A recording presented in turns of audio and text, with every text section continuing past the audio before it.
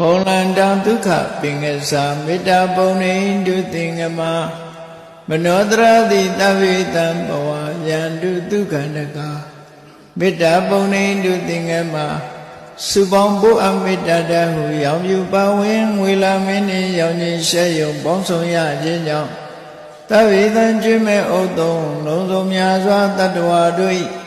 မနောတရတိပြင်းပြဖြူစင်အေးကြည်လင်းသည့်ရေစဉ်ပြည့်တင်းစိတ်နှလုံးတည်ဟုသောရေအိုင်ကြီးအတွင်း၌